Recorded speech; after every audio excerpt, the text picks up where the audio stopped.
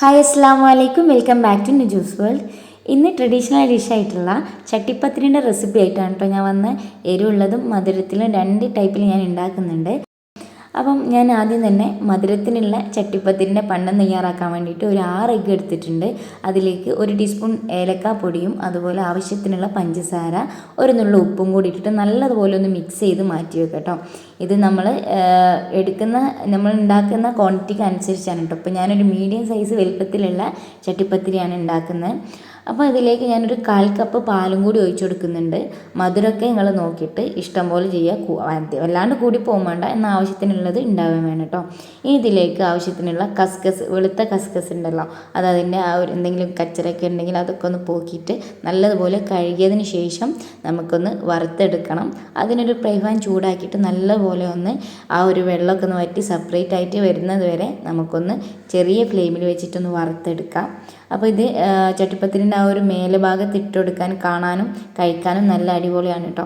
അപ്പോൾ അത് നല്ലതുപോലെ തന്നെ സെപ്പറേറ്റ് ആയി വന്നിട്ടുണ്ട്. ഇനി ഇത് മധുര ചട്ടിപ്പത്തിരിക്ക് വേണ്ടിയിട്ടുള്ള പണ്ടൊന്ന് തയ്യാറാക്കുക. അതിന് വേണ്ടിയിട്ട് ഒരു പാനിലേക്ക് 2 ടേബിൾ സ്പൂൺ മിൽമ നെയ്യ് ഇട്ട് കൊടുത്തിട്ടുണ്ട്. പിന്നെ ഞാൻ 2 മധുരത്തിൽ ഉണ്ടാക്കുന്നുണ്ട്, അതുകൊണ്ട് തന്നെ അണ്ടിപ്പരിപ്പ് മുന്തിരിയും 2 സെപ്പറേറ്റ് ആക്കിയിട്ട് തന്നെ കട്ട് ചെയ്ത് വെച്ചിട്ടുണ്ട് കേട്ടോ. അപ്പോൾ ആദ്യം ഒന്നിലേക്കുള്ള പണ്ടം തയ്യാറാക്കിയെടുക്കുക. അതിന് മിൽമ നെയ്യിട്ടതിന് ശേഷം കാഷ്യനട്ടും അതുപോലെ കിസ്മിസും ഇട്ടിട്ട് നല്ലപോലെ ഒന്ന് റോസ്റ്റാക്കി എടുക്കുക. ആദ്യം തന്നെ കാഷ്യനട്ട് ഇട്ടിട്ട് അതിൻ്റെ കളറൊക്കെ ഒന്ന് ചേഞ്ചായി വരുന്ന സമയത്ത് വേണം നമ്മൾ കിസ്മിസ് ഇട്ട് കൊടുക്കാൻ.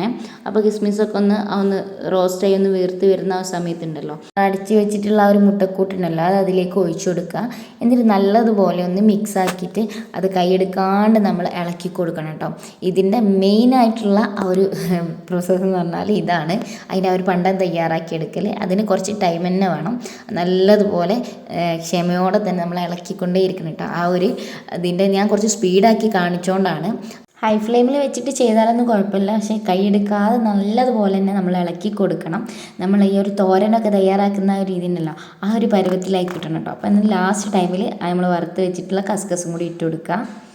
കസ്കസും കൂടി ഇട്ടിട്ട് നല്ലതുപോലെ മിക്സ് ആക്കി കഴിഞ്ഞാൽ നമ്മുടെ പണ്ട ഇവിടെ റെഡിയാണ്. ഇനി നമുക്ക് ഇതിന് വേണ്ടിയിട്ടുള്ള ഡോ ഒന്ന് തയ്യാറാക്കി എടുക്കണം.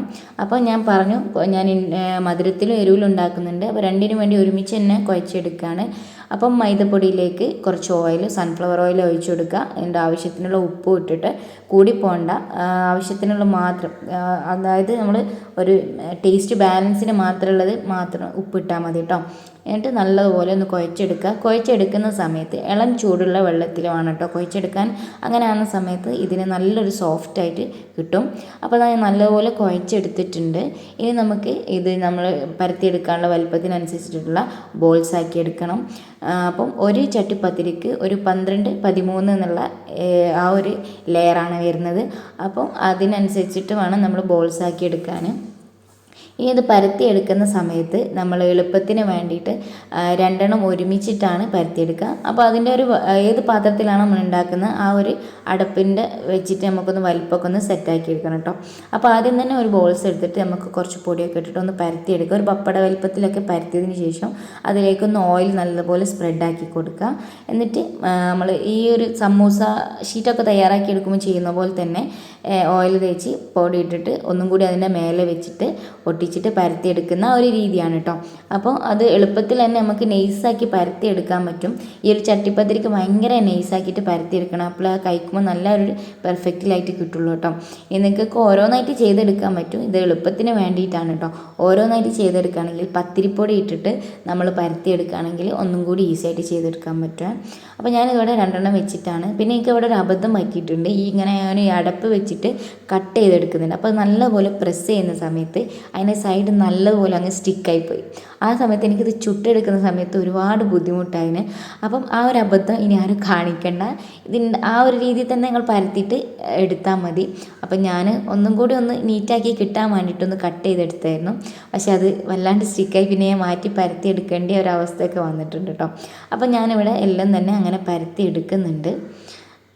അപ്പോൾ ഏകദേശം പകുതിയൊക്കെ പരത്തിയതിന് ശേഷം ഞാൻ ചുട്ടെടുക്കണം. പാൻ ഒന്ന് ചൂടായതിന് ശേഷം 2 ഭാഗവും ഒന്ന് ഒരു വാട്ടിയെടുക്കുന്ന രീതിയിൽ ചെയ്തെടുക്കാം. ഭയങ്കരമായിട്ട് കുക്കാവേണ്ട ആവശ്യമില്ല കേട്ടോ, ഒന്ന് വാടി കിട്ടിയാൽ മതി.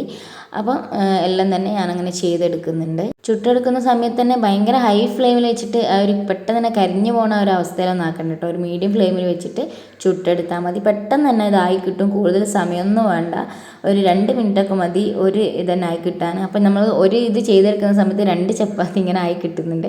അപ്പോൾ ഇതാ ഞാനിത് അടപ്പ് വെച്ചിട്ട് കട്ട് ചെയ്ത ആ ഒരു ഇതാണ് കേട്ടോ ഇപ്പോൾ കാണിക്കുന്നത്. അപ്പോൾ ഇതിങ്ങനെ സ്റ്റിക്കായി പോയതുകൊണ്ട് തന്നെ അത് കിട്ടാൻ ഭയങ്കര പ്രയാസമായിരുന്നു. ഞാൻ മാറ്റി മാറ്റിയൊക്കെ ഓരോന്നും ചെയ്ത് നോക്കി.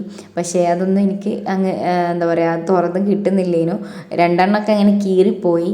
പിന്നെയും കുറേ ട്രൈ ആക്കി നോക്കിട്ടോ. പിന്നെ ഞാൻ രണ്ടാമത് കുഴച്ച് പരത്തി എടുക്കുകയാണ് ചെയ്തത്. ഞാൻ ഫുള്ളായിട്ട് ഫസ്റ്റ് പരത്തിയിട്ടില്ലേനു. അപ്പോൾ ബാക്കിയുള്ളത് പരത്തുന്ന സമയത്ത് അങ്ങനെ കട്ട് ചെയ്യാണ്ട് തന്നെ പരത്തി എടുക്കുകയാണ് കേട്ടോ ചെയ്തത്. അപ്പോൾ ഒന്ന് പെട്ടെന്ന് തന്നെ ഈ ഒരു അവസ്ഥ തന്നെ. ഞാൻ ആ ഉള്ളിലൊക്കെ കൈ വെച്ചതിന് ശേഷമാണ് ഇങ്ങനെ അടർത്തിയെടുത്തത്. പക്ഷേ ഭയങ്കര നൈസായിട്ടൊക്കെ കിട്ടുന്നുണ്ട്. പക്ഷേ സൈഡൊക്കെ ഒന്ന് കട്ടായി പോയിട്ടുണ്ടായിരുന്നു. അപ്പോൾ പിന്നെ ഞാൻ ബാക്കിയുള്ളതൊക്കെ അല്ലാത്ത രീതിയിൽ തന്നെ ചുട്ടെടുത്ത്. അപ്പോൾ അത് സിമ്പിളായിട്ട് തന്നെ എടുക്കാൻ പറ്റുന്നുണ്ട്. അങ്ങനെ ഇതായിരിക്കും ഒന്നും കൂടി എളുപ്പട്ടോ. നമ്മൾ ഓരോന്ന് പരത്തിയെടുക്കുന്നതിനേക്കാളും നല്ലത് ഇതാണ്. ഇനി ഈ ഷീറ്റ് ഒന്ന് ഡിപ്പ് ചെയ്യാൻ വേണ്ടിയിട്ട് ഒരു ബാറ്റർ തയ്യാറാക്കിയെടുക്കണം. അതിന് വേണ്ടി ഒരു എഗ്ഗും അതിലേക്ക് കുറച്ച് പാല്, ഏലക്കാപ്പൊടി, പഞ്ചസാര എല്ലാം കൂടിയിട്ട് നല്ലപോലെ ഒന്ന് മിക്സ് ആക്കിയെടുക്കാം. ലാസ്റ്റ് ടൈമിലേക്ക് നിങ്ങൾക്ക് ഇത് ബാറ്റർ കുറവാ തോന്നിയാൽ എഗ്ഗോ പാലോ ഒന്ന് ആഡ് ചെയ്താക്കി കൊടുത്താൽ മതി. കൂടുതൽ പാലായി പോയത് എഗ്ഗായിരിക്കും ഒന്നും കൂടി നല്ലത്. ഈ ടേസ്റ്റ് ബാലൻസ് ചെയ്യാൻ വേണ്ടിയിട്ട് കുറച്ച് ഉപ്പും കൂടി ഇട്ട് കൊടുക്കട്ടോ. അപ്പോൾ നമ്മൾ രാത്രിയിൽ ആ പണ്ട് ഉണ്ടാക്കിയിട്ട് ഫ്രിഡ്ജിൽ വെക്കുകയായിരുന്നു ചെയ്തത്. അപ്പോൾ ഞാൻ പുലർച്ചെയാണ് പിന്നെ ഉണ്ടാക്കുന്നത്. ഒരു ഫംഗ്ഷന് വേണ്ടിയിട്ടാണ് കേട്ടോ. അപ്പോൾ ഇങ്ങനെ സ്റ്റോർ ചെയ്ത് വെച്ചാൽ മതി. അപ്പോൾ നമ്മൾ ഉണ്ടാക്കുന്ന സമയത്ത് തന്നെ എളുപ്പത്തിലായി കിട്ടും. ഈ പണ്ട് ഉണ്ടാക്കാനാണ് നമ്മൾ ടൈം കുറച്ചൊന്ന് പിടിക്കുന്നത്. ടൈമും അതുപോലെ ആ ഒരു ഷീറ്റും. അപ്പോൾ അതൊക്കെ നമ്മൾ സ്റ്റോർ ചെയ്ത് വെക്കുകയാണെങ്കിൽ തന്നെ എളുപ്പത്തിൽ ചെയ്തെടുക്കാൻ പറ്റും കേട്ടോ. പിന്നെ ആ ഒരു കുക്കിംഗ് ടൈം മാത്രം മതി. ഇനി നമുക്ക് ഇതൊന്ന് ബേക്ക് ചെയ്തെടുക്കാൻ വേണം. അതിന് വേണ്ടിയിട്ട് നമുക്ക് എന്താ പറയുക, അതിൻ്റെ ഒരു പാനിലേക്ക് നമ്മൾ കുറച്ച് നെയ്യ് താഴെ അതിൻ്റെ സൈഡിലൊക്കെ ഒന്ന് ആക്കി കൊടുക്കാം. ഇനി നമ്മൾ ഓരോ ഷീറ്റും ഈ ഒരു ബാറ്ററിൽ ഒന്ന് ഡിപ്പ് ചെയ്തതിന് ശേഷം ഇങ്ങനെ ലെയറാക്കി വെച്ചെടുക്കണം. അപ്പോൾ ഓരോ ലെയറിലും നമ്മൾ പണ്ടൊന്ന് ചുറ്റിലും ഇട്ട് കൊടുക്കാം. നമ്മൾ ചിലർ 2-3 ഷീറ്റ് വെച്ചിട്ട് ഡിപ്പ് ചെയ്ത് വെക്കും. നമ്മൾ ഈ പണ്ടം കൂട്ടിയിടാതെ ഡിപ്പ് ചെയ്ത് വെച്ചതിന് ശേഷം ഇടുന്നവരുണ്ട്. അപ്പോൾ അതിനേക്കാൾ ഒന്നും കൂടി ഒന്ന് ടേസ്റ്റ് ആയിട്ട് തോന്നുന്നത് ഇങ്ങനെ ചെയ്തെടുക്കുന്നതാണ് കേട്ടോ. നമ്മൾ നേരിയ രീതിയിലുള്ള ഷീറ്റ് ആയതുകൊണ്ട് തന്നെ പണ്ടം കുറച്ച് കുറച്ച് ഇട്ട് കൊടുക്കുക. അപ്പോൾ എല്ലാ ഒരു ലെയറിലും ആ ഒരു മസാല വരുന്ന സമയത്ത് കഴിക്കുമ്പോൾ നല്ലൊരു ടേസ്റ്റ് ആയിരിക്കും. അപ്പം അതുപോലെ ഒന്ന് ട്രൈ ആക്കി നോക്കട്ടെ. 2-3 ഷീറ്റ് വെക്കുന്നതിനേക്കാളും ഒന്നും കൂടി നല്ലത് ഇതായിരിക്കും. അപ്പോൾ ഞാനെല്ലാം അതുപോലെ ചെയ്തെടുത്തിട്ടുണ്ട്. ഇനി ബാക്കിയുള്ള ആ ഒരു ബാറ്ററി ഇതിൻ്റെ മുകളിൽ ഒഴിച്ചു കൊടുക്കുക. എന്നിട്ട് അതൊന്ന് എല്ലാ ഭാഗത്തും ആയിട്ടുണ്ടോയെന്നൊന്ന് ചെക്ക് ചെയ്യണം കേട്ടോ. ഒന്ന് ചെറുങ്ങനെ മുങ്ങി നിൽക്കുന്ന രീതിയിൽ ചെയ്തെടുക്കാം. ഇനി അതിൻ്റെ മേലെ ബാക്കി വന്നിട്ടുള്ള കിസ്മിസ് ഇട്ടെടുത്തിട്ടുണ്ട്. പിന്നെ നമ്മൾ വറുത്ത് വെച്ച കസ്കസും കൂടി ഇട്ട് കൊടുക്കാം. ഇനി നമ്മൾ ഇതൊന്ന് ഒരു തുടക്കത്തിൽ ഹൈ ഫ്ലെയിമിൽ വെച്ച പാടെ വെച്ചിട്ടുണ്ടായിരുന്നു. പിന്നെ 45 മിനിറ്റാണ് ഇതിൻ്റെ ഒരു കുക്കിംഗ് ടൈം.